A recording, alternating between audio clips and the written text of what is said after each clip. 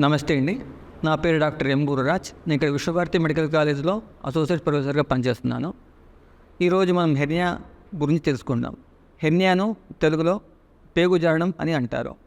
ఈ పేగు జారడం అనేది పుట్టుకతో పిల్లల్లో రావచ్చు, ఆడవాళ్ళలో మగవాళ్ళలో రావచ్చు.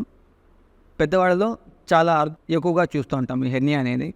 ఈ హెర్నియా మనకు ఎందుకు ఆపరేషన్ చేయించుకోవాలంటే, హెర్నియా అలాగే ఉంటే మనకు పేగు అడ్డం పడడము, పేగు కుళ్ళిపోవడం వంటి ప్రమాదాలు జరుగుతుంటాయి. కాబట్టి మనం ఈ హెర్నియా ఆపరేషన్ ఖచ్చితంగా చేయించుకోవాలి. హెర్నియా అట్లే వదిలేస్తే అది ఇంకా పెద్దగా అయ్యి మనకు కడుపు ఉబ్బరం రావడము, పేగు కుళ్ళిపోవడం అనేది జరుగుతూ ఉంటాయి.